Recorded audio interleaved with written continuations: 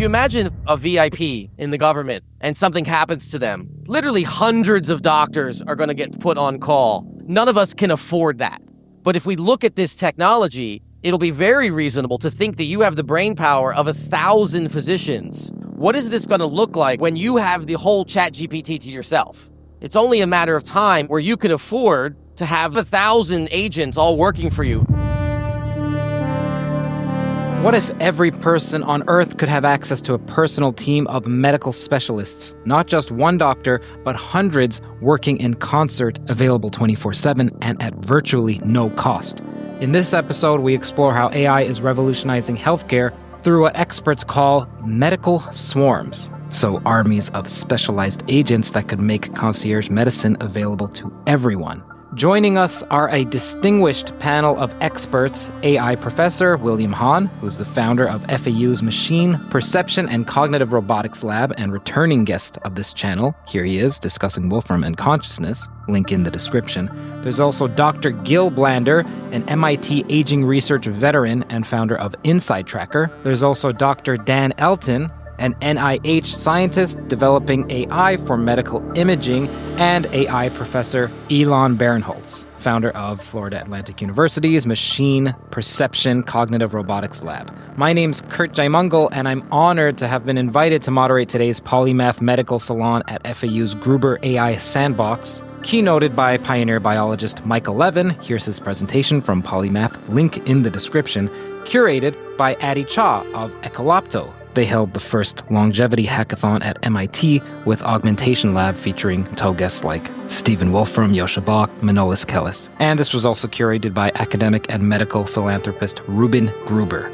Together, they paint a picture of a healthcare future that's not about replacing doctors. No, it's about democratizing access to medical expertise at an unprecedented scale and sophistication. Subscribe if you like the exploration of cutting-edge research in AI, theoretical physics, consciousness studies, biology, and mathematics. Good evening, everybody.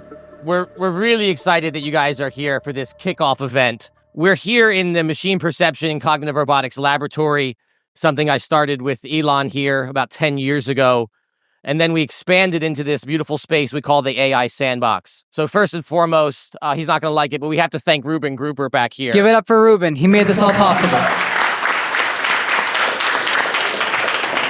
Not just for building us this beautiful space that enables events like this, but in this particular event, for serving as a catalyst for what we think is a very exciting space that's combining the improvements we've seen with artificial intelligence with some of the oldest goals in the world, namely medicine and longevity. And we believe that this is going to be one of the killer, or rather life-saving applications for artificial intelligence. So I'm very excited here to share. We're going to have a nice dialogue with the panel, but we want your input. The whole point is to create a conversation factory and to have a loop that's connecting the practitioners, the physicians, the people who need care, the people who give care, and all of the amazing young people here that are going to go out and use these tools to make those things happen. Give it up for Dr. Hahn. Thank you. You may have seen me running around practically like a chicken without a head for basically the whole event. My name is Adi Shah. I run this thing called Ecolopto, which is Greek for incubate, if I got Google Translate correctly. And I basically run a research institute. And this research institute is kind of somewhat of a sloppy excuse for me to be able to better understand why we're here on this planet. What is purpose? Why are we here? What are the unknowns of biology, math, physics, right? All these types of things. But if I had to sum up Ecolopto in one word, beyond just doing hackathons, research hackathons, and salons like these, and you know, all sorts of things, right?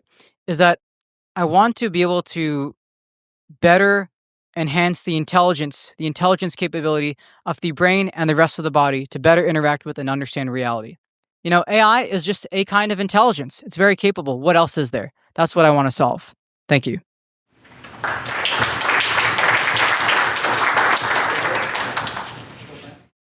Hello, my name is Gil Blander, and I came with the idea of the company that I want to start. The company name is Inside Tracker, and what we are trying to do is helping humans to live better, longer based on what's happening inside the body. So we are looking at a lot of variable. We're looking at around 50 blood biomarkers, DNA, data from wearables. We even added food recognition. So we are basically extracting what you eat and what you supplement, combine all of it together. And as I discussed with Will, trying to build in a way, digital twin for you. And based on that, providing to you the best intervention for you, like a laser focus intervention of what food to eat, what supplement to take, what exercise to do, what lifestyle changes to perform. Hi, everyone. Dan Elton here. Like many of the people in my class, I got into machine learning and AI, and eventually I got into doing research on AI for medical imaging at NIH. So I'll just jump into some of the applications that I've been working on and that I'm excited about. One of them is basically this idea of unlocking additional information in medical images. And for each of these different things, you can get very precise measurements, which can be used for risk prediction. So I've done some work on cardiovascular disease risk prediction using these biomarker measurements. The application I wanted to talk to you about today, this idea of using AI to help treat patients with chronic complex conditions. So one of these is long COVID. I actually had long COVID for over a year. We were just talking about that with somebody. And when I had long COVID, I started reading a lot about chronic fatigue syndrome.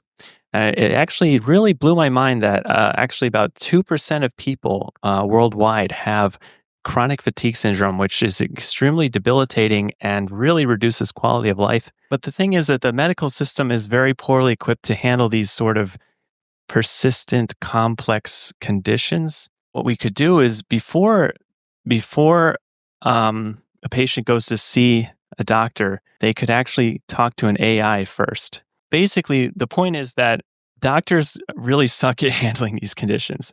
They only look at the biology. They're not equipped to handle the psychology and the sociology.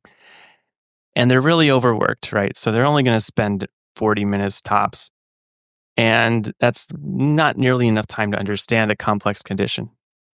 So I think AI can really help fill those gaps. It could be AI deployed in a hospital, or it could be something you just access from home. Hey everybody, Elan Barinholtz. I co-direct the MPCR lab with William. So I'll state in sort of my position first, which is that I think that large language models, the underlying math of what AI is doing is actually the same thing our brain is doing. And that's sort of my starting point for what I'm thinking about endlessly for day and night. What we have now in these models is not just a really cool piece of technology that we can do important things with. It is certainly that. And we are going to do very important things with it. I think we should be very optimistic and hopeful about the extraordinary science that's going to come from large language models and AI. But that's not what I'm personally most excited about. What I'm personally most excited about is that we have a brain in the jar. That I don't know if I have the floor right now to sit and try to convince you, but my theory is that we've modeled something very fundamental about cognition itself, certainly language. And we've captured something so essential that we can now successfully model a human brain, not all of it, not the sensory pieces, not a lot of sort of the subcortical kind of activity, but the thinking cognitive brain is something we can now model directly in a system that's not us, that we can manipulate arbitrarily. We can do experiments with it that presumably, and again, this is my conjecture, but will have implications for ourselves. And so one of the things, it's in my poster in any case, I believe that there's core insights into what the nature of memory is that is distinct from the way neuroscience has thought about it since its inception. And the insight comes from these models, that these models seem to actually operate in a way that is probably synonymous with the way our brain functions in a certain sense. Okay, I'm sorry if that's a little abstract, but what we can do now that we could never have done as a species before is say, we're going to take some analog to the human brain that can learn the kinds of things that we can do. We can test it the way we test ourselves, and we can start to experiment with it. William and I were talking last night about a curriculum, right? You can test. There's a big debate. Math. Is math important? How many people think, and raise your hands, how many people think that it's really important that we continue to teach children basic mathematics, arithmetic, long division, how to deal with fractions, factor, all of that? Raise your hands. Okay, how many people think maybe that's not important? Okay, I'm not here to debate this. Here's what I'm going to can later, though. We can debate that. Here's my proposal. We can test that. We can take a fresh, brand new LLM. We can train it on the entire curriculum that you would receive without the math. And then you test it on other stuff, right? Because presumably you didn't raise your hands because, when you're calculating the tip, you still need to be able to do a little bit of decimals. That's not what you meant. You meant there are broader implications for mathematical training that are going to spill over to other kinds of, well, now we can test that. And the same for music, foreign language, and so on. Right. Now for something less controversial is this guy right here who came all the way from Canada, which may or may not become part of the US at some point. But for right now, it's its own thing. And why don't you tell people what you do and why you're here? Hi, I'm Curt Jaimungal, and I have this channel called Theories of Everything on YouTube. You can search it. It's a place where I interview professors and researchers on the latest theories. So, for instance, Michael Levin on limb regeneration and his anthrobots and xenobots, and Stephen Wolfram on his physics project. It's essentially what are the largest questions that there are in reality about nature, about meaning, about life, and then trying to answer them rigorously and speak to people who have theories about them, especially those that are new, but rigorous and technical. So I want to know, what is the background of the audience here? Who here is in neuroscience? Raise your hand. All right, and who here is in math? All right. What about physics? All right. Well, I'm going to just ask a set of questions to these people, and then I'm going to open the floor to you all because the quality of the questions to Levin were so high. Yeah. So what can we learn, Elan, from LLMs about brain disease? So funny you should ask. So that's what I was about to talk about. And you're not allowed to use the word autoregressive. Okay. So can I first define autoregressive and then refer to it? No, I'm kidding. Anyway. So as I said, I think that there's the same math. It's the same computation that's happening. We won't name it, but that's happening in large language models.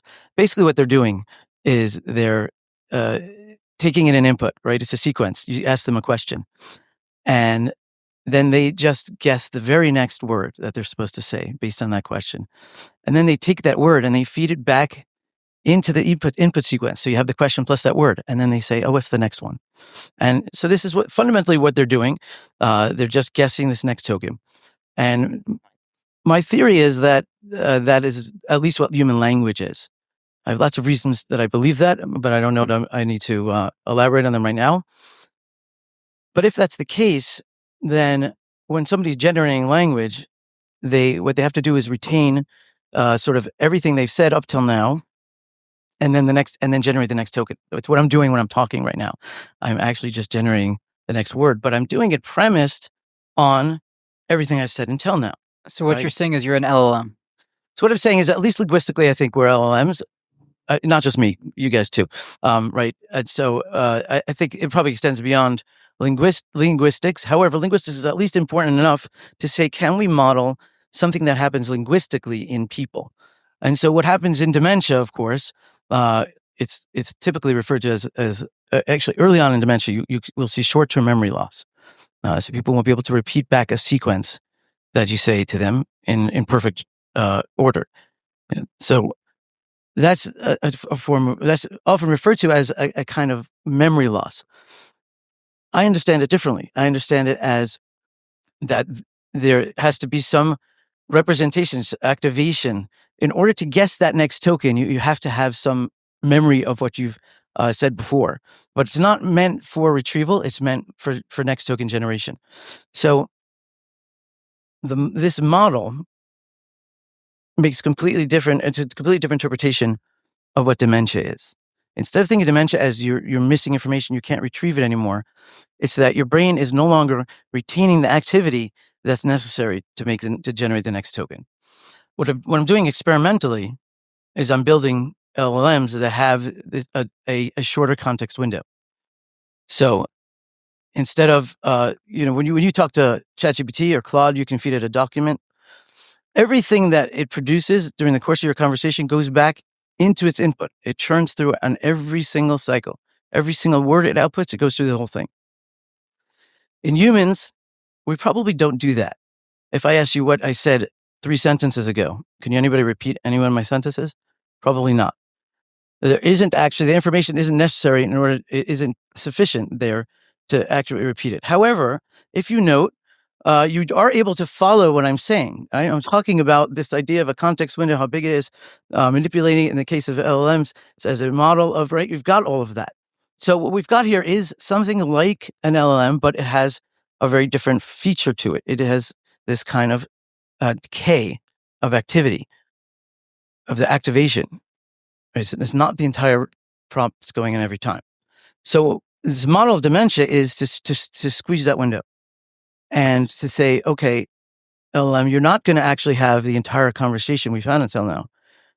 You're going to have some much reduced context that will allow you to do that next token generation. And I'm doing this by it's just a simple mathematical manipulation. You just say, here's what you've got to work with.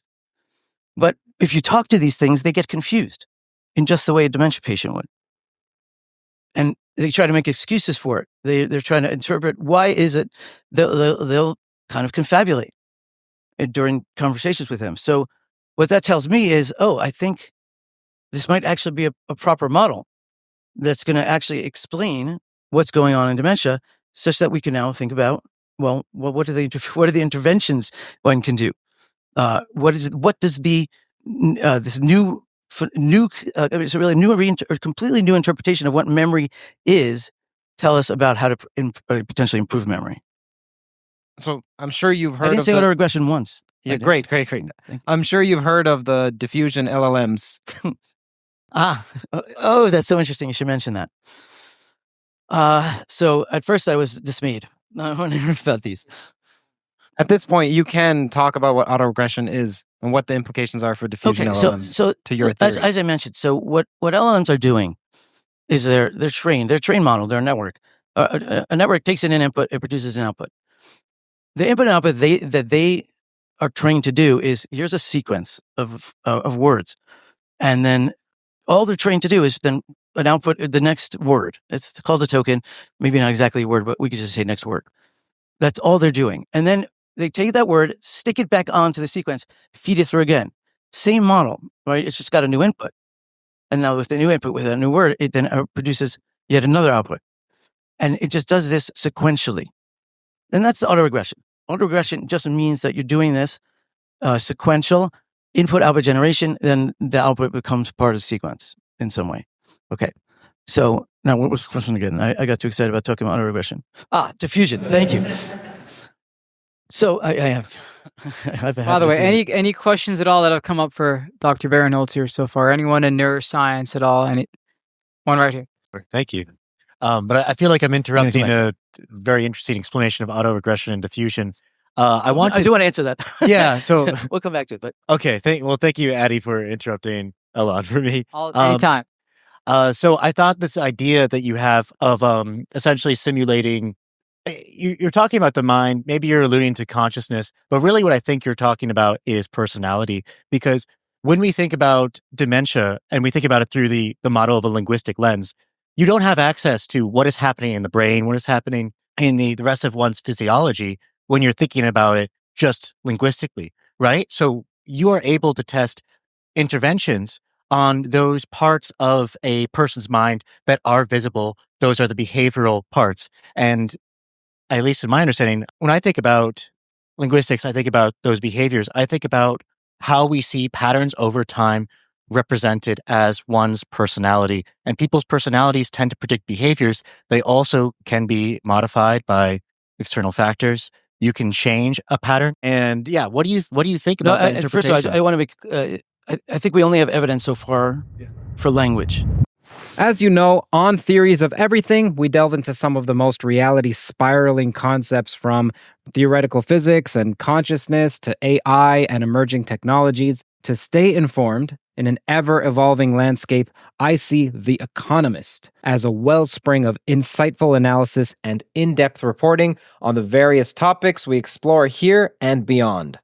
The Economist's commitment to rigorous journalism means you get a clear picture of the world's most significant developments, whether it's in scientific innovation or the shifting tectonic plates of global politics. The Economist provides comprehensive coverage that goes beyond the headlines. What sets The Economist apart is their ability to make complex issues accessible and engaging, much like we strive to do in this podcast. If you're passionate about expanding your knowledge and gaining a deeper understanding of the forces that shape our world, then I highly recommend subscribing to The Economist. It's an investment into intellectual growth, one that you won't regret. As a listener of TOE, you get a special 20% off discount. Now you can enjoy The Economist and all it has to offer for less. Head over to their website, www.economist.com/TOE, T-O-E, to get started. Thanks for tuning in, and now back to our explorations of the mysteries of the universe.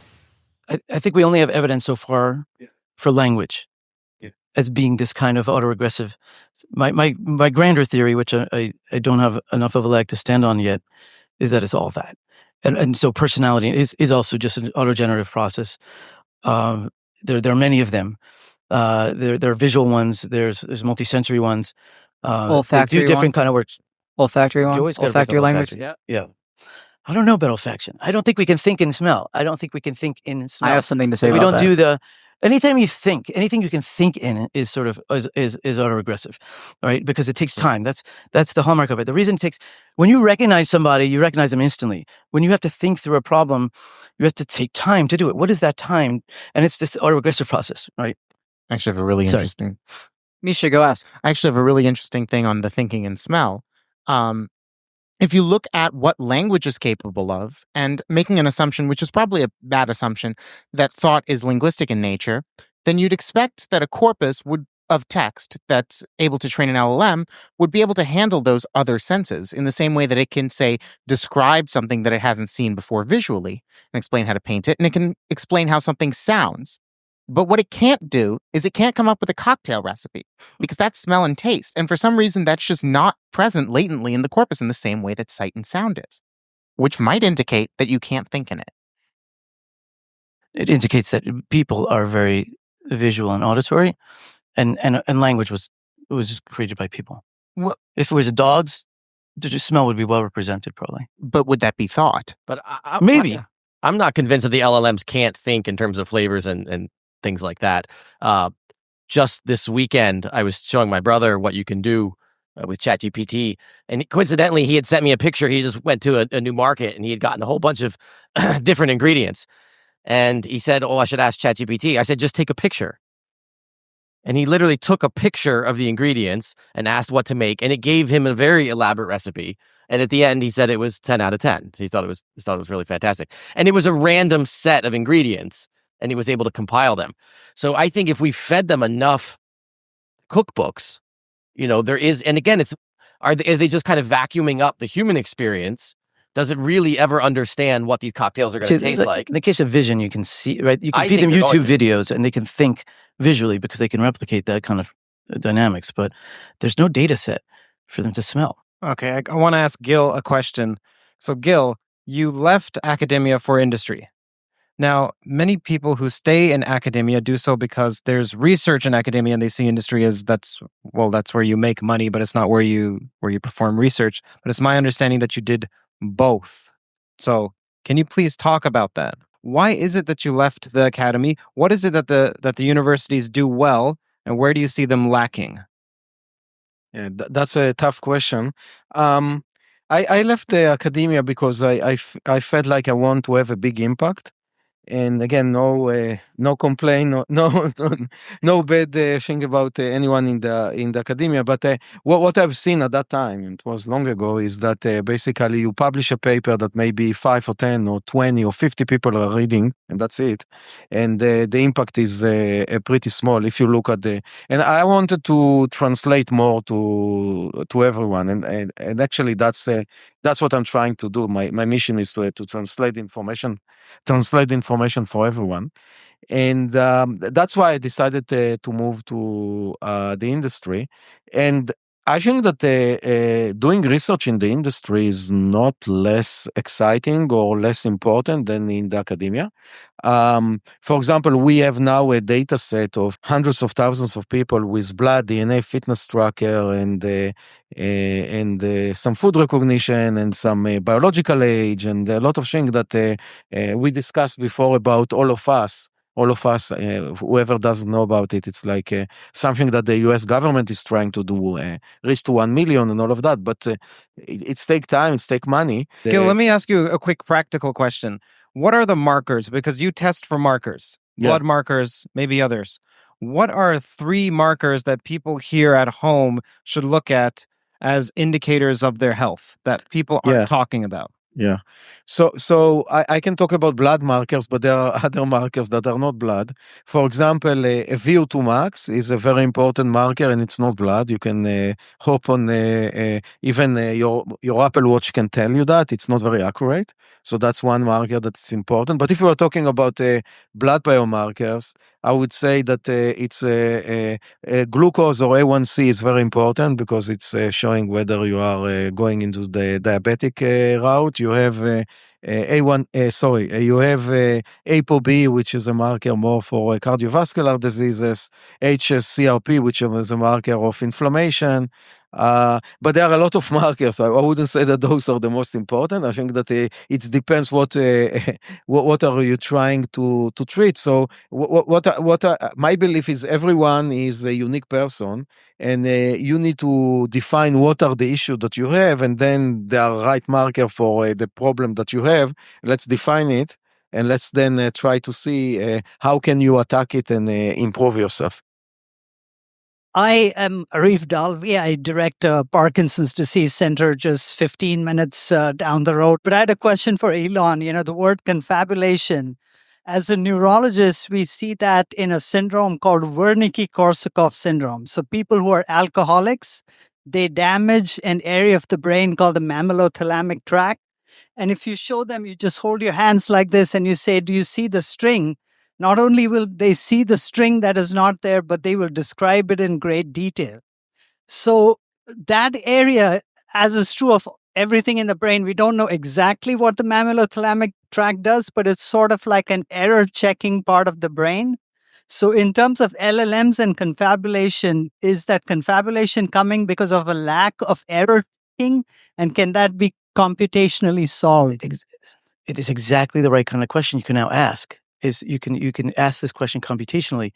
Where is the deficit? Assuming again that say language generation is modeled by this system, we can break it in different ways and see if you get something characteristic of exactly what you're referring to. I think I have some ideas how you could induce exactly that, and you would see this very much this kind of confabulation. First of all, LLMs they're always confabulating. We have to get out of our minds that they're not reading the prompt. They're sort of guessing, right? Sort of what is the appropriate response given this prompt. And in some sense, what's happening in this case is it's over guessing. It's going sort of beyond the data in a certain sense. And the question is, how do you model that in this kind of system? But yes, it's exactly. And it's similar to what Dr. Levin was talking about, that we need to think about these things. I would say computational, which is not his word is better, I think, psychologically. But I guess in some sense, I think that when we were dealing with this particular kind of modeling, we have to be careful about over interpreting. We have to really think about it computationally. Right? To think, is the breakdown in, say, the overweighting of recent context, where you're like, I know what I'm talking about now, because I remember 3 seconds ago was what I was talking about, and you could just go off in a crazy, dizzying. William and I've talked about this sometimes. Dreams. I have a theory of dreams now, right? The theory is that it's a short context window. You don't remember your activation system because you're actually generating, right? You're just generating. It's not the world. It's your mind creating the visual imagery, and it's premising it on a much shorter window than you usually have, right? So it's like everything's sort of internally consistent. I don't know if you see some of the in the early days of deepfakes and deepfake videos in particular, it was really fun to watch because they looked very dreamlike. Because you'd have somebody riding on a motorcycle and suddenly they'd fly up into the air on a rocket ship. And if you look at any 3 or 4 frames, it makes perfect sense, right? And that's what dreams are. So this kind of the confabulation you're referring to could be thought of as representing exactly that. And now we can get into the guts of the system and say, well, let's modify that. So is it a scale function? Like before LLMs, we had auto predict, auto correct on our iPhones. But now with LLMs, the scale has become so huge. Is that a function of just the scale? It is. It's 2 things. It's the transformer model, which parallelizes. Instead of having to churn through the entire sequence, you just do it, boom, all at once. So parallelization, and then GPU scale. So yes, that basic recipe plus scaling seems to be, until the scaling laws break, seems to be like the solution. Now, if nobody in this audience asks the question, I'm ready for it, which is like, come on, this is not a model of the brain. We don't need all that data. That's not how we learn. We don't cram, we don't churn through, billions of pieces of text by the time we learn to speak. So I think that right now there's an industry-wide, there's just a race to get to beat the benchmarks. And what they know works is scaling. And it does work. And the scaling is fantastic. But just because that solution is working right now doesn't mean you need all that scale. And there's probably a tremendous amount of waste in both in terms of how much compute you need and also in terms of the curriculum, as I call it. They train these things, just churn through all this data. If we taught them, children's stories first and then gravitated towards nuclear physics later on in their education, maybe that they would get there sooner or something like that. So, yeah. Something that would be kind of interesting to see, right, is how many of you have tried to use AI, right? There's different ones out there, but which ones of you, slight pivot, have tried to diagnose some specific medical thing with you or someone you care about? Or, okay, I've done this, we've all done this quite recently, I'm sure. Now, how many of you certified if what they said was actually correct? And it was correct? Okay. Most of the time it wasn't correct. Yeah. And I think that if we are talking about the LLM and the training set and all of that, I think that what is missing in health, wellness, biology is the training set, because the internet is great to know the literature and the language and all of that, but the data of health, wellness, performance is not there, or what is there is a lot of time is skewed by gurus that wrote a blog or something like that, so it's not a real medical. And I think that that's the next frontier. How do you build? And I call it a model on top of the foundation model. So you need to build your own model on top of the foundation model, and then train it, and then use the LLM in a medical setting, because you cannot make mistake, or you can, but it should be very rare, the mistake, because it's a life and death. So. And one last thing before we get to the questions, something else that I think about, since in a lot of ways you're kind of in this middle ground between direct medicine practice, what people would do, and sort of the research side, as from Inside Tracker, right? And one of the things that I think about a lot is the rise of the so-called Google doctor, which we've all definitely done at some point or another in our life, and may even still do it. Maybe now it's no longer the Google doctor, it's the ChatGPT doctor, And it's interesting because those things have sparked into, you could say part of things like the biohacking and longevity field were almost inspired by what the internet did. But you could just type in a question. Oh, but then not just that. Now you have forums. You have all these different forums and websites and channels. Those approaches would be fundamentally impossible without the internet. Exactly. And so now we want to think about what's impossible now that will be possible next year or the year after because of these new technologies. How are we going to change the way we think about, health and longevity?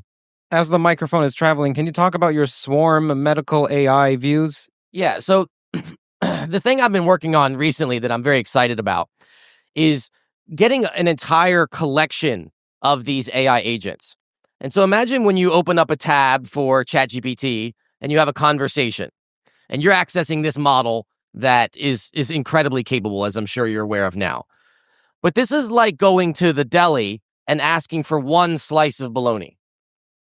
Because while you're answering that question in the tab, everybody else basically on the planet is doing the same thing. And so as impressive as these agents are, we need to remember you're kind of sharing. You're only getting one slice of the bologna. What is this going to look like, one, when you have the whole ChatGPT to yourself? It's only a matter of time economically to where it gets to the point where you can afford to have the whole thing. And then it'll get to the point where you'll have 2 of them. And you'll have 3 of them. And then you'll have 1,000 of them. And if you have 1,000 agents all working for you, how do you prompt them? Do you set it up like a company? Do you tell the CEO of your swarm, here's what I want you to do, and they'll have a management team? Because we imagine if we look at computers, the cost of memory, having thousands of bytes was a big deal, then millions of bytes is a big deal, now trillions is not a big deal. We're going to be, when they talk about tokens, you're going to be talking about mega tokens. How many millions of tokens a second can the models output? And then you're going to have 1 million agents that can each output 1 million tokens per second. How do we anticipate and plan for that reality, which I think we're going to see relatively soon? And in the area of medicine, if you imagine if there's like kind of a VIP in the government and something happens to them, literally hundreds of doctors are going to get put on call to help with that situation. Right, the entire hospital floor will be. We've seen it with Trump and COVID a few years ago. Yeah, exactly. That's what I mean. Right, the entire floor, the entire hospital is like, we're helping this one person. None of us can afford that. We can't afford it right now. But if we look at this technology, it'll be very reasonable to think that you have the brain power of 1,000 physicians. And one's a radiologist, and one's in internal medicine, and one is talking about your psychology, and one is looking at what you ate for breakfast, and so on. And they'll all have this dialogue. And imagine kind of like a medical conference, like we have the Society for Neuroscience. I think it's 30,000 people show up to that annual meeting. Imagine having that kind of horsepower for you, for one little thing, maybe not even a life-threatening situation. You say, I just want to feel better. Yeah, one comment on that. I think that's in my opinion, that's the real deal. The agent and the swarm on the agent. I'll tell you why. Because to get to diagnosis is not the problem. Everyone know that we shouldn't eat a packaged food, and we should exercise, and we should sleep at least 7 to 9 hours, and we should do a lot of things that we know, but 95% of us are not doing it. And one of the reason it's hard. And if you have those agents and they, for example, fill in your calendar that now it's time to exercise and now it's the time for you to eat the banana, and maybe order the banana from Whole Food and you won't have the chocolate, so we are lazy. I won't go to the grocery shop and buy the chocolate. I think that's, in my opinion, that will be the revolution. It's not the knowledge, it's how to implement it. And I think that the swarm of agent, that's the revolution, in my opinion. 100%. Yeah. So AI is very good at taking a whole lot of data, putting it together, and coming out with an output. But AI can't do anything with the subtleties of humanity. We have a Parkinson's neurologist. So can AI pick up a masked face, a change in voice? AI can't do physical examinations. So AI could just spit back data that was put into it. So that's a great point. And it comes to this sort of different eras of AI. And so now we're in this era where we have these language models and we can talk to them in English. And I would argue, we could debate this, that they're approaching artificial general intelligence if they're not there already. But what we got to remember is while that model can't examine a face or listen to to the voice changes, there are other, what used to be called narrow AI models that have been developed for the last 10, 15 years, some longer, that can do that. Now, they're very cumbersome pieces of code. They're not easy to work with, and you cannot talk to them in English. But in the next couple years, those two kind of fields are going to be merging. These traditional deep learning type AI and the language model. And then I think they're absolutely going to be able to look for face droops and voice changes and shuffle gait analysis and things like that. And how about understanding the subtleties of emotion? Many times a patient will come into your office and they're basically, you're going to have to pull information out of them. And you've got to understand emotionally how that patient is to ask the proper questions. There may be proper questions AI could ask based on a sequence, but it cannot pick up emotion, subtleties of humanity. And that's the other thing that I wanted to get to when you're talking about memory. But memory has a big emotional input. I think it's debatable whether or not they can analyze emotion. I would argue that they can. There's a new one that just came out. I'm sure some of you have seen. We wanted to run it later. Is this Sesame, and it's incredibly good at not just recognizing your emotion, but at predicting emotion. We were just talking to it yesterday, and we were saying, well, how is it? Because it claimed it didn't have emotions, but it emotes, right? It's very expressive. So in general, I think it's the safest strategy is even if you think it can't do that thing today, XYZ, assume it will be able to in the next 6 to 12 months. As long as we can get the data for it, which we have. In response to the doctor here, I don't think AI is going to replace doctors right away, even though it's getting in areas like radiology and other areas, it's getting better than the average doctor, because what's going to happen is that the doctor is going to take on is most going to spend a lot more time with patients one-on-one, interpreting the AI outputs for the patients and providing that personalized human connection. And so yeah, some doctors probably will be replaced outright, but I think there will be a role for some time. Right now, we are building some benchmarks. And one benchmark has that the latest AI actually has better EQ than 62% of physicians, and it will probably get to about 90%. There is a cultural bias. So in Japan, it's where they trust machines a little bit more than they do in America. It's actually somewhat higher than it is here, but it is actually very competitive now with physicians. I'd like to hear more about the diffusion model. Autoregressive is very old-timey at this point. It's like months old now.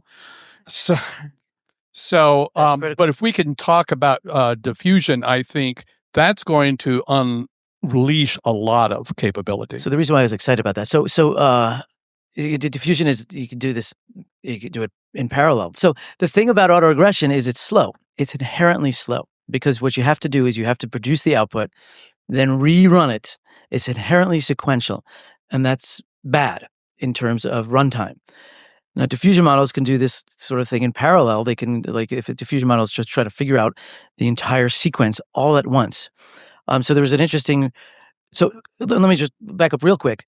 I think language is inherently autoregressive, like language itself, and the only way to solve it is to do it autoregressively. I think there's so my prediction is that you're not going to be able to do diffusion. Now, people may have read that diffusion models are doing a pretty good job, but it's on code. It's on code, and code is a human artifact that's not built autoregressively. It's not how it functions. The syntax is not. It's not actually built for that. That's not how it's generated. In the case of language, I don't think we're ever going to get. So my prediction is you're not going to be able to do it in parallel. It has to be done. The language itself contains within it sort of this autoregressive predictability. That's how you have to do it. And so I think that we're kind of stuck in some ways, being stuck doing the serial, not going to be able to do diffusion. But prove me wrong, right? This is sort of an empirical claim, which is what makes this all so cool, right? We also have different modalities with which we experience the world. This sort of classic left versus right brain paradigm.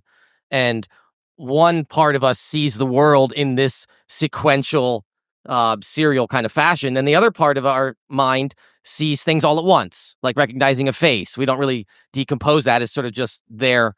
And I suspect that maybe these different mechanisms that we're discovering in technology, autoregression and diffusion, maybe these are both valid models. We just need to be looking in different aspects of the brain to find them. Three things. First is healthcare is very has unstructured data, unlabeled data in terms of having your model actually turn from detection to diagnosis. There's a thin line of difference, right? So when you say diagnosis, you're talking about CPT codes, you're talking about FDA approvals. So my question is very, very simple. Number one is, how can AI LLMs and all the models can structure and label data for next generation of researchers. My second question to you is, what's the workflow process in terms of taking AI to actually clinics and healthcare, in terms of making a workflow, getting FDA approval, putting it into a device trial, having FDA come and see what you did, and getting it through? That's how you can put it in healthcare administration. My third question is, what challenges do you see? Because convincing doctors, as he said, is very, very correct, right? Thin line of difference between diagnosis and detection. We can claim that it can detect, but claiming diagnosis is a very big thing. What is the insurance process? That's a different industry we're talking about, right? Yeah, I can talk about that because I actually worked at Mass General Brigham for several years, and I was actually working on deploying AI into the radiology clinic. So I could talk about the FDA briefly. They've approved over 1,000 AI tools. Most of them are not commercially successful because hospitals don't have any money to spend on this sort of thing, and they're basically beholden on to the insurance companies to pay all the bills. You mentioned the CPT codes. There are actually I think 2 CPT codes for AI, but generally insurance doesn't cover any kind of use of AI. So it's very challenging actually for hospitals to find money for AI, and that's one of the reasons it's going to be a lot slower. The percolation of deployment of the technology is going to be a lot slower. You'll probably have AI doctors at home that you're using before actually in the hospital. But the other thing is the FDA. Another reason it's going to be slow getting into the hospital is because the FDA is only. The FDA has not released any guidance on more general AI. I actually think that people are going to be using these general AI doctors at home, unfortunately, long before they're actually used in the clinic. One comment I had about what the doctor just said, I am, as a physician, worried about losing my job. And I thought that, it was going to be the pixel-based people who will lose their jobs, radiologists, pathologists. As a neurologist, that there's so much touchy-feely diagnosis going on, I wouldn't be at risk. And then I consulted with a startup somewhere in Illinois. They were sending me videos of patients with essential tremor and Parkinson's, and I was diagnosing based on the video. And they were actually looking at facial recognition and voice of the patient, and based on that, diagnosing them. And we had something like a 90% concordance. But I also wanted to talk to Dan that, on the one hand, you're getting with LLMs very efficient at reading through unstructured medical records. But there's a lot of untapped medical data. For example, I go to the OR even as a neurologist to map the brain for deep brain stimulation. I was just going to make just a second. One comment on what you said about replacement of physician. Think about the self-driving car. We're talking about it for the last, 20, maybe 50 years, and it's still not here. So, and I think that what clinician is doing, and I have high respect to clinician, is a bit more than driving. So I don't think that it will sit in our generation. That's one. The second is, as some other people said, the human touch is very important, and people want the human touch. The InstaTracker was built completely automated and scalable, and we've seen that at the end of the day, the customer coming to us and asking, okay, what should I do? They see everything on the screen. They have like 5 recommendations, 5 things that they should do, and they don't understand it. They need someone to help them. So I don't think that a clinician will be replaced in the... Thank you for giving me hope. But maybe I just wanted to make one comment, if I may, as a physician, actually, to my physician colleague here. I think the talk about sort of physical examination being something AI can't do, that's very much part of the current or even the sort of historic paradigm of medicine, that because it's really a proxy for what's going on inside and what imaging is showing us and other diagnostic techniques. So while physical examination remains important, I think the new paradigm of medicine will actually be, based on large data sets, etc., combined with imaging. And I think it's probably, in my mind, it's probably wrong to focus on the lack of physical examination, thinking, AI won't be able to take over from what doctors do, because I think it will just become less important. as other more accurate method or sort of methodologies, take over that. I was going to say That's my view. the current way we spend the economy of medicine is dependent on this sort of diagnostic code infrastructure, which may be the wrong model for these models. Because now what you're going to want to do is things should just take in your data and make recommendations, not give you human nameable diagnostic categories. That's how we had to do it, because that's how humans could practice medicine. But they can think more subtly, and they can make predictions that would say with this heart, with this genetic, this genetic profile, and this cardiovascular measures, and your current lifestyle, and all of that stuff that, frankly, a human doctor is not equipped to deal with as a data stream. They can't really think those things. It will be able to, and it will be able to say, you know what, you should reduce sugar a little bit, and you should exercise 15 minutes more a week. Why? And maybe the insurance company wants to know why, right? And it'll say, because the data says that. But it's more than that. I think that today, if you look at what clinicians doing, and we have some clinician here, so correct me if I'm wrong, but basically you sit at the EMR and entering a lot of information, the 15 minutes gone, and that's it. The next patient is coming. And I think that what will happen now or in the future is you'll have all the information in your computer or tablet or whatever, and you have time to understand the user and also to provide the intervention that will work for him. There are some people, we know that now, we show that people that are fat are basically lazy. No, they are sick and they have now GLP-1 for that. So I think that we'll start to divide the population for more and more buckets, and then maybe the AI will help us to know what bucket is this patient, and then the job of the clinician will be to communicate it and to help him to implement the intervention.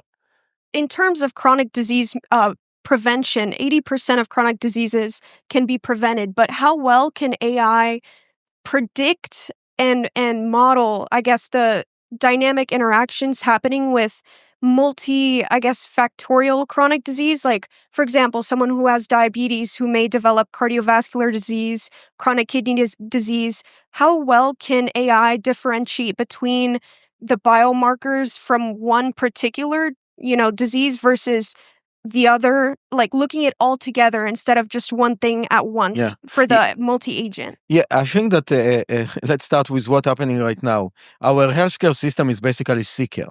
The clinician won't treat you or won't look at you or kick you out of the office if you're not sick. Okay? And we need to move to a prevention system. Basically starting to looking at, I went to my clinician and told her that my ApoB is a bit high. She told me, what is ApoB? Okay. So, I'm in Boston, so it's not like, I don't know, in Alabama. So we have a problem with a clinician that were trained or learned like 30, 40 years ago, and they know what they know. They are very busy. They are poor people. I really don't want to replace any clinician. They are working hard and they're doing their best, but they don't have time to go to PubMed and read a new paper. So I think that what the AI can do is to send them a summary or even look at you when you are coming to the practice and immediately send, and AI is great in summarizing data, look at all the data available of all the history that you have and all the medical data that are available, and give him one sentence or one paragraph that he can read to you and basically explain to you where you are and then provide to you some intervention that you can do. The industry and employment for the younger generation is going to be totally skewed and flipped as time progresses. So what can we, the younger generation, do to prepare for all of this? Yeah, so fantastic question. Historically, the answer was to specialize and to find a particular niche and go into that, whether it's in medicine or in general, to just be a world expert in a very, very narrow thing. That, I don't think, is going to be competitive anymore compared to having a broad landscape view of what's actually happening. So I would imagine, I would encourage you to run into these tools as fast as you can. Try them. The thing we were talking about earlier with vibe coding, the ability to create software is going to explode. Right now, we don't realize it, but software is extraordinarily expensive. And there's lots of apps and tools and things that we would love to have as individuals, as companies in your practice. And you have to rely on the software industry to create them, because a single phone app, costs $500,000 to get out the door. That's going to completely change. So I don't think we're going to need less software developers. I think we're going to need more software developers than ever before, and it's going to change. I have a stack of punch cards in my office because they were here at FAU. We had an early IBM computer here. At the time, at one point, that's what it meant to be a computer programmer. You were literally down in the ones and zeros. And now we can think in English. The dream of computer science from the 1950s that we just talk in plain language and we get software out of it. And I think this, in some sense, is the killer app of LLMs, is that they can write code. They can create working software. And historically, that took teams of really trained, talented people to do. And now we're getting this kind of literacy. Just real quick, if we go back to the Middle Ages, there was no concept of being illiterate. There was no expectation that most people would be illiterate. The idea was that you had this professional class of scribe and that they took care of that for you. Nowadays, we don't have a word for ill health it because there's a specialized class of physicians and it's your job to tell me, what it is. And I don't bother with that. I don't think we're going to be as comfortable outsourcing that. We're going to take responsibility for that medicine. And we're going to need the AI tools to do that. So we're going to be able to create these custom apps, and we're going to be able to create this customized, personalized medicine for everybody. Yeah, well, a couple of comments about that. I think that's a very good question. So, as the founder of a company, I can tell you that you have a lot of prioritization of what the team will do, and you're maybe doing 1%, maybe even less than what you want to do. So I completely agree with Will. We'll need more software developers. What the software developer will be, they will be much more efficient and will do more. And for example, if you are testing a model and we're trying to find what is the best model for a specific question, instead of looking at 2 different ways, you will take a look at 20 different ways and we'll do it in half time. Now, another analogy is to compare it to the industrial revolution that happened, 100 years ago. So then a lot of farmers basically lost their job because one combine can cover, 1,000 people.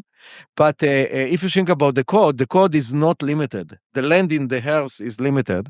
The code is not limited. So basically, in my opinion, we'll need more coders. And basically, everyone here, even the biologists and everyone can be a coder right now. Exactly. Maybe not as good as someone that can write an algorithm. But everyone, I can be a coder. I'm not a coder, but I can be a coder right now. So I think that's a great achievement. And I think that all of you need to, if you will ask me as a high school student, you should learn to code and learn as much as you can and be the best that you can and be curious. All right, I just have Adi, I have 2 quick comments. Sorry, I have to interject, but just about the software engineering thing, I think what people... I would not do a degree in computer science just because the computer science is mostly going to teach you about theory of algorithms and all this stuff that's not very useful in my opinion. Unless you're really interested in that and you want to try to be a professor, I wouldn't do that. And I think a lot of software engineering jobs will be replaced. So I would definitely consider a different career. But I wanted to mention this thing about EQ. People are mentioning, AI is way better emotional intelligence. I think the study people are referring to was done specifically with looking at responding to messages in a patient portal. And because the doctors are really overworked, they tend to give very terse responses to those messages.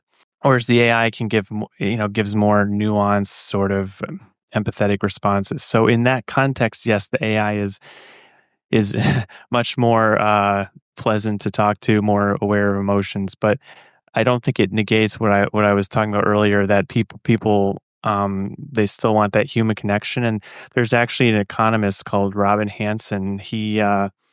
He'll be speaking at FAU tomorrow. Oh yeah, that's right. He's a real polymath actually, and they've done studies where they found like applying more healthcare resources doesn't, like, people seem to consume healthcare resources at a much higher rate than you would expect.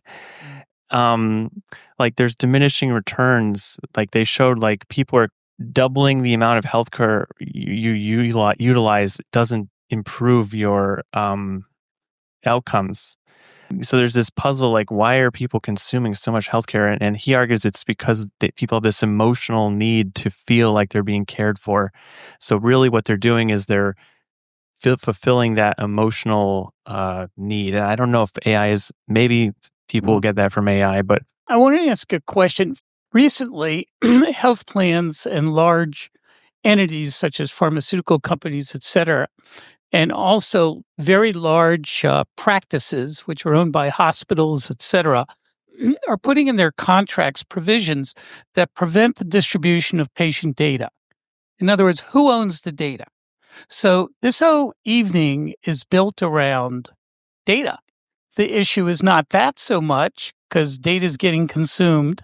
It's who owns that data, and is it going to be released? Is it primary data? Is it secondary data? Is it peer-reviewed data? Yeah, well, under HIPAA, patients do have a right to get their data. But what I observed when I was at Mass General Brigham is, and other hospitals, is it can be very challenging, especially with radiology images. That if anyone has ever tried to get one of the radiology images, it can take a long time, and they have to give you like a CD-ROM or a DVD. It's very challenging, and I actually think the hospitals are making it even harder because they're realizing the value of their data, and they're also more reluctant to share data with researchers. I think because they're realizing that the data has enormous value. I think that. Big companies like Microsoft and Google are working with hospitals to have agreements where they can basically bring in an LLM, or a foundation model, and train it on all of the data. So, I think that's how it will be done. But, if a patient wants to get all their data and upload it to some sort of cloud service like ChatGPT, unfortunately, I think it's way harder than it should be. Just real quick, while I think it's amazing, going back and looking at all these data sets, it's essentially kind of saying you've got all these great leftovers in the fridge. We collected this data for some other purpose, and let's go harvest and mine it. And that's fantastic. But I think now that we understand the value of these tools, we're going to be collecting data at a scale that we've never seen before. Whereas before we took a few data points. Now, one of the things I've been thinking about is this sort of the Star Trek replicator, or not the replicator, the tricorder. You sort of swing this smartphone style device in front of someone, and it's capturing all kinds of data. So I think we need to be thinking about how do we harvest the value of the data we've already spent the money to collect, but maybe more importantly, how do we revolutionize the healthcare system so that it's actually capturing the data, structuring it, and putting it in a way that will be I think we got an important data collection question right over here. Hi, everyone. Hope you're enjoying today's episode. If you're hungry for deeper dives into physics, AI, consciousness, philosophy, along with my personal reflections, you'll find it all on my Substack. Subscribers get first access to new episodes, new posts as well, behind-the-scenes insights, and the chance to be a part of a thriving community of like-minded pilgrimers. By joining, you'll directly be supporting my work and helping keep these conversations at the cutting edge. So click the link on screen here, hit subscribe, and let's keep pushing the boundaries of knowledge together. Thank you and enjoy the show. Just so you know, if you're listening, it's CurtJaimungal.org, CurtJaimungal.org. Whenever someone, for example, gets sick, and he mentioned who owns the data, there's already massive amounts of, for example, CAT scans available for people who may have passed from certain illnesses or survived, and their remission as they progress through the disease.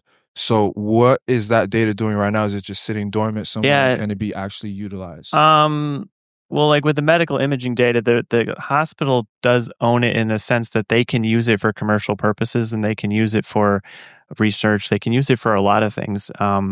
Like I said before, there's big companies like Google, Microsoft that are working out contracts with hospitals to essentially train GPT-4 on all of the radiology images and all of the text reports. And I think if you train something like GPT-4 on all of the images in a large healthcare system and all of the reports, I actually think you probably have something at the level of a radiologist. I saw this South Korean company named Vuno, who's very adept in like AI and radiology.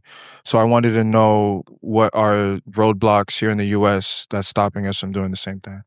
the FDA is one of the strictest, regulatory bodies in the world. So, actually, it's almost more exciting to think about some of the emerging countries where things can be deployed more readily and there's actually more need. So if you're seeing, I'm not surprised that you're seeing AI in other countries just because of the FDA. To the physician's point of social determinants of health, it actually contributes 30% to a patient's health outcomes. 30%. And a person can't change the zip code overnight where he stays. And it says that where the patient lives, zip codes determine how long the patient will live to some extent. It is unfortunate, but it is the truth. From that perspective, the stress of living in that particular zip code affects the person at a molecular level and a cellular level. So what are we going to do about those things? Move to the right zip code. It is not possible. At least, has anyone here tried to get a therapist? It's very hard.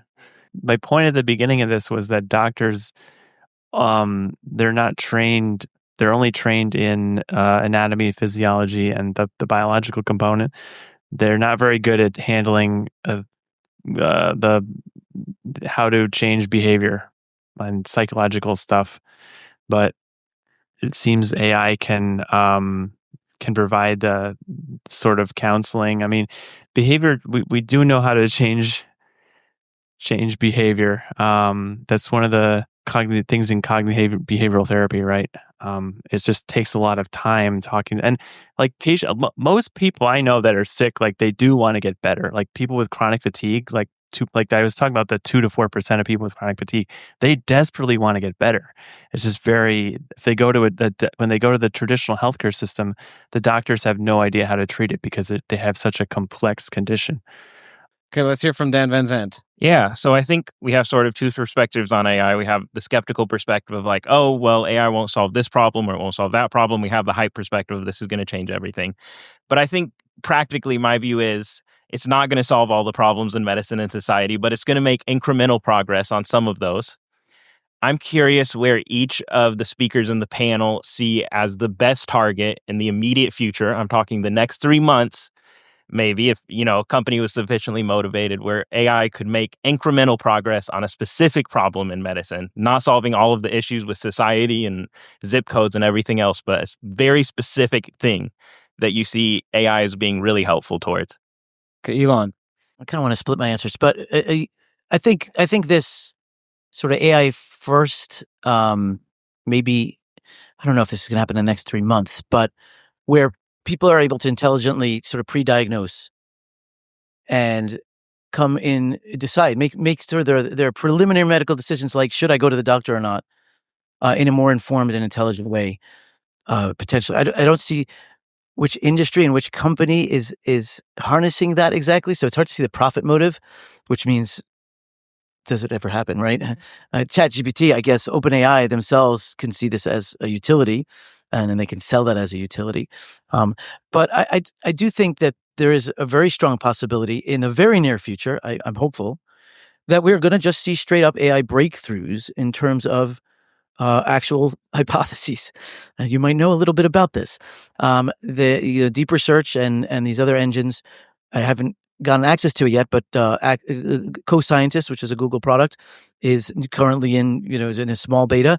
I signed up for it. I got emails back. I haven't seen it yet, but these may actually be really powerful tools to drive science forward. And we talked about the data and data ownership. It's very possible that companies that are actually sitting on silos of data, they don't want to share them. They need the profit motive, but they can then use these tools maybe to actually develop novel drug, right, interventions and things like that. So I think that soon we'll see some actual effective practice of science using these. Okay, now the next 3 months in AI, what's a specific problem that can be solved? Don't paint the whole picture of the world changing in 35 years. What's the next 3 months looking like? Well, I think it's just the ability for everybody to get their own physician, essentially. This kind of concierge medicine that only the very wealthy can afford. To some sense, we look at how much healthcare costs. at this $1 trillion price tags. As a culture, we can't afford it. We have to change something about that. And so I think the opportunity is to be able to talk to these expert systems, as we used to call them, and at the low cost. And I just want to mention this sort of polymath approach that's come up a few times as a theme, that what's so spectacular about maybe not even the current version, but the promise of these systems is not just that they will know internal medicine and cardiology, but they will be therapists. They will become your friend. They will know how to talk to you. They'll be your dietitian. They'll be your gym coach and this whole thing. And so they're going to be talking to you about your blood pressure, but talking about it in the context of, hey, you could save some money this week on your grocery bill if we make these recipes. It'll be so kind of holistic because it's polymath. It's not just a physician. It's all of these things at once. And I think that's something you can do today. You can go into the prompt and say, can you please simulate being the following 10 things and talk to me what I should do today? Gil. Yeah, I will start with a joke, and then I will. A joke about AI. A CEO of a company wrote a few bullet points that explained the vision of the company, and then one of the executives said, "No, that's too short. Let's please extend it." So he used an AI and wrote 10 pages, and then one of the employees received the 10 pages, and they asked the AI, "Okay, summarize it to 5 bullet points," and you got the same. So I think that's the power of AI. Basically, take a big data and summarize it and take it to the point. So I think that we can, and maybe in the next 3 months, and it's available today, to take all the PubMed and all the information and come to a patient with 5 bullet points. That's what you need to do today. Yeah, and just a similar thing is kind of what I was talking about before is the AI could interview the patient before they see the doctor and then summarize some of the most important points instead of just doing an intake form that, is kind of very the data is very compressed into like a 5-point scale. Like, how's your sleep, 0 to 5? The AI can spend more time exploring like that and then capture the salient points and review all the medical history as well. So yeah, I think chart summarization is a very low-hanging fruit application we're already seeing. I didn't want to say something. So this is a medicine and AI event. We have lots of different types of people here. They all have incredible amounts of skills in a set of areas. But I think something important to sum up for today is we want to talk to all the physicians in the audience, people like Dr. Dalvi, who spent years of their life, arguably the last years of their youth, giving up a part of themselves so that people like us could live healthier today and even have this position. Some of us are probably may even reach centenarian status in this room, or if we hit longevity, escape velocity, hopefully more. But I want to take a little bit of time today to all of the physicians in the audience, the people that gave up their lives to save ours. What do you think about AI? How would you use AI? Are you against it? I'll give it to Dr. Dalby. Thank you firstly for inviting me, and thanks to the panel for a phenomenal discussion. So I've used ChatGPT in a practical sense. So for example, one of the problems with neurology, it's one of the high burnout professions because there's so much documentation involved. I've created custom GPTs where I will type in a paragraph worth of what I've seen in the clinic and talk to the patient about, and then it will convert it into a level 5 note that is billable, and I get my money for it. And the advantage is I don't take the computer into the patient's room. I don't use EMR. I have contact with the patient, so they are very happy. I'm very happy, and my hospital billing system is happy. So that's a practical use. It's also a phenomenal research tool. So I have used it, if I'm writing a paper, instead of reviewing PubMed article after article, I'll use it to pull out the 5-7 that are really relevant to me and get started. It's also, for me personally, it's a good teacher. I've become suddenly in my old age interested in philosophy. So I asked Claude AIs to imagine where Dostoevsky and Tolstoy and Turgenev, my favorite Russian authors, are discussing the myth of Sisyphus. And it came up with a little short story that explained it to me like no professor would have. So phenomenal uses, practical as well as intellectual. Awesome. Thank you, Dr. Dalby. Well, I love AI. I think it's wonderful. I think it's definitely going to change a lot of things. I use it nearly every day. As a matter of fact, working on the gentleman that was here with me tonight, working on a new company that's going to be using AI in an area of healthcare that has not been addressed at all, which is the long-term care arena. We have an aging population that has not been addressed very well by the government, and we need to actually make some great strides in that area. So we've got to be able to review and go through all of the diagnoses that these people have, what their overall needs are, and how we're going to move them forward from where they are right now. So I think it's wonderful. I commend all of you guys for doing it. Please keep it up. Okay. I'm not afraid of losing my job. I'm going to be dead anyway by the time that all comes out. But I'm not afraid of losing my job. And I would tell anybody, 100 years from now, they're not going to lose their job because you need still the human mind. You need the interaction. You need the touch. You need everything else that's going to go along with it, right? Unless you're going to have a Mr. Data from Star Trek, okay, it's going to be hard to kind of eliminate that. So I appreciate all you guys. And what would you say? We actually have a MD candidate here who came all the way from Boston just for this event. What would you say to people like right now who are the next generations of physicians, the next generation? Well, what would you say to them? Godspeed to you. I mean, I don't know. I was just talking to one of my colleagues, the gentleman that had the other neurologist there, and we just see medical education just going in a different direction. It's all about now passing a test. Okay. And, I have other friends who are teaching right here at the university, at the medical school, and have complained about the students are not focusing on the clinical aspect of it, the auscultation, the percussion, all of the different things that we did. And that's what you need to do, because that's going to make you a good doctor. It's going to make you a good clinician, good diagnostician. Okay. Passing a test is one thing. Yeah, that's great. Okay. And you will. You will. I guarantee you will. But you got to go the distance, right? Because that's a person, right? That's a person. That's a person, all uniquely different. And you have to treat them as such. Future doctor right here. I'm a medical student in Boston. I go to Boston University School of Medicine in their accelerated BA/MD program. In terms of AI, I'm definitely interested in terms of the way it influences our medical education right now, because a lot of students are using AI to teach them the material because it can teach them better than some of their professors, unfortunately. And also just due to the amount of time constraint, like you're saying, passing exams is very hard. So that's just another area to think about in terms of clinical AIs and in terms of medical education. What are your concerns with AI? AI in medicine? In the clinic? Well, in the I clinic do or think- for patients at home that Well, will ask their questions to GPT? You know how we were talking about the EQ thing? I think it's important to think about when you're stuck on the phone with one of those robotic voices and they're not listening to you and you're trying really hard to explain something.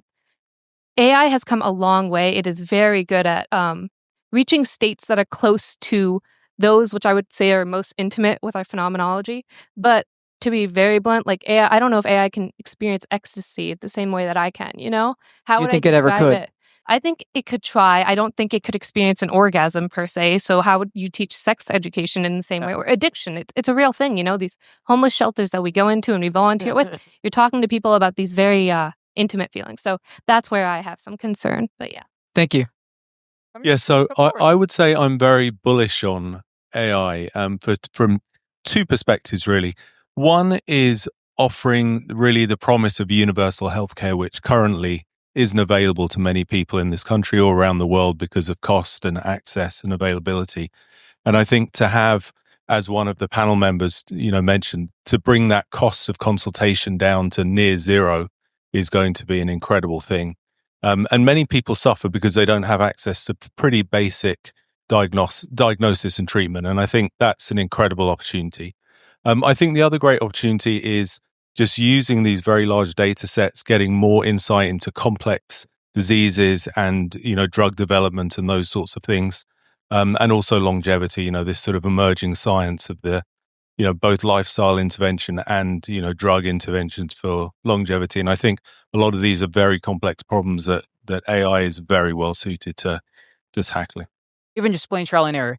Do you think that we could use AI to solve not only just unusual medical diseases, but come up with very unusual solutions to them that we never thought about before?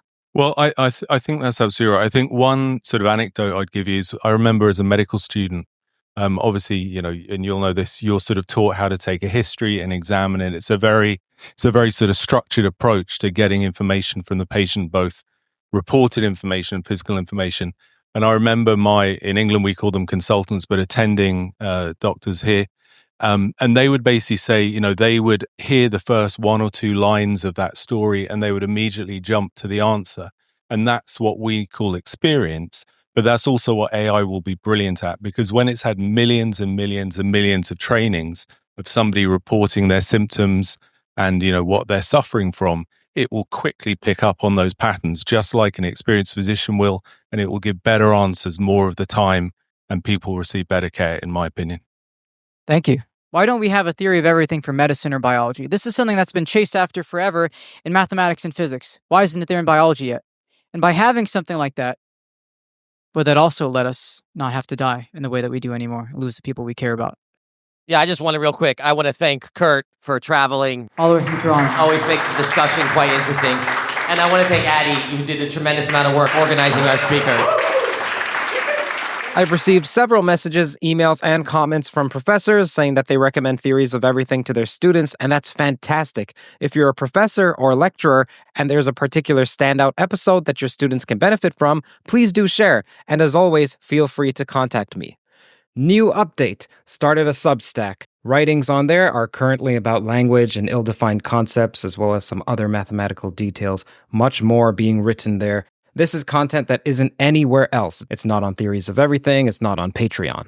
Also, full transcripts will be placed there at some point in the future. Several people ask me, hey Curt, you've spoken to so many people in the fields of theoretical physics, philosophy, and consciousness.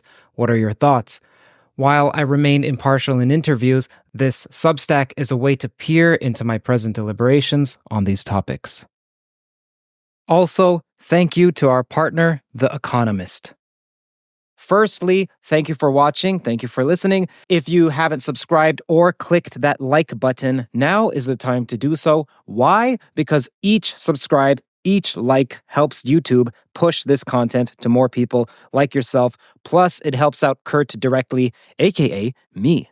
I also found out last year that external links count plenty toward the algorithm, which means that whenever you share on Twitter, say on Facebook or even on Reddit, etc., it shows YouTube, hey, people are talking about this content outside of YouTube, which in turn greatly aids the distribution on YouTube. Thirdly, you should know this podcast is on iTunes, it's on Spotify, it's on all of the audio platforms. All you have to do is type in Theories of Everything and you'll find it. Personally, I gain from rewatching lectures and podcasts. I also read in the comments that, hey, Toll listeners also gain from replaying. So how about instead you re-listen on those platforms like iTunes, Spotify, Google Podcasts, whichever podcast catcher you use. And finally, if you'd like to support more conversations like this, more content like this, then do consider visiting patreon.com/Curt Jaimungal and donating with whatever you like. There's also PayPal, there's also crypto, there's also just joining on YouTube. Again, keep in mind, it's support from the sponsors and you that allow me to work on TOE full time.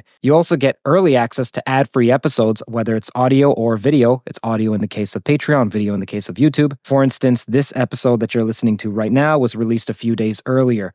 Every dollar helps far more than you think. Either way, your viewership is generosity enough. Thank you so much.